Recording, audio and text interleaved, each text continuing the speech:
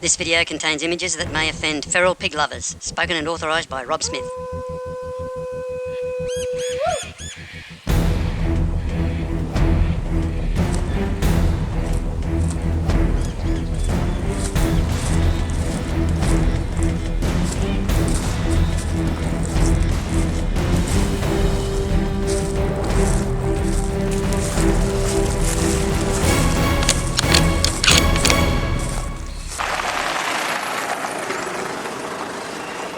I'm going to chase a few pigs, deer and bandy with my brother Ben here.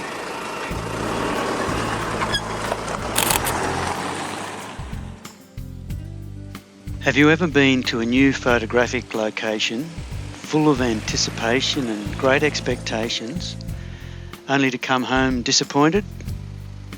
Well, my hand's up.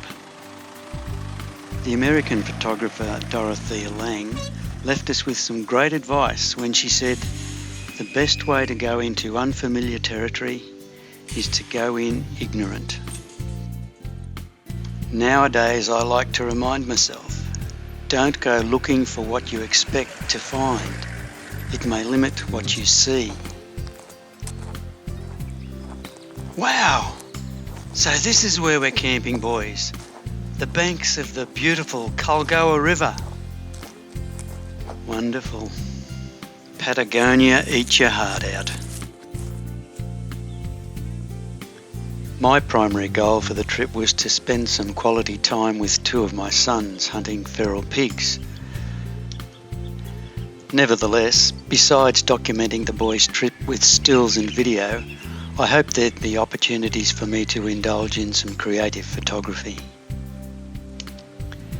When I saw that the Kalgoa River had been reduced to a few stagnant muddy pools with European carp in them, and how dry the surrounding countryside was, how drab everything was, and how even the local wildlife seemed to be really just hanging on to existence, I realised that my photography aspirations were going to be severely challenged.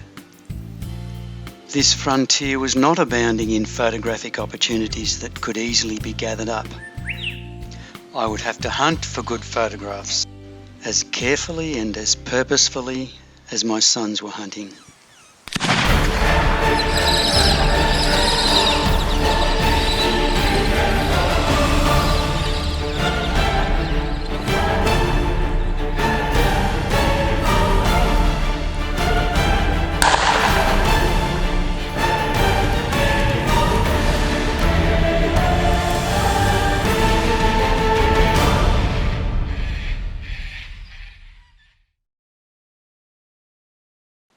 Deer and bandy was a tough gig, photographically and physically. Not only was the countryside harsh and uninviting, the heat was oppressive. This was high summer, and each day as the sun rose, we could feel the energy being sapped out of us. We hunted early in the mornings and late in the afternoons. Therefore, the traditional prime time for serious landscape photography was not available to me. During the middle of the day, you could barely do anything except sit in the shade and rest.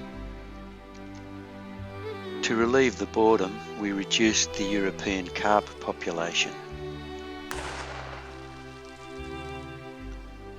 In the heat of the day, I didn't feel much inclined to go out with my camera, despite having Gary Winogrand's words ringing in my ears. What has your own comfort got to do with it? Huh? On the third day, the conditions came up hazy overcast. Even though it was still very hot, I was encouraged to get up in the middle of the day and go for a wander with my camera, because the light had been diffused by the soft cloud cover. I wouldn't say that any of the images that I brought back from the deer and bandy trip were world beaters, but I think the exercise was worthwhile. To be put in a position where there was nothing really photographically inspiring happening, it made me take stock of the situation and work that much harder to find images that were worth bringing back.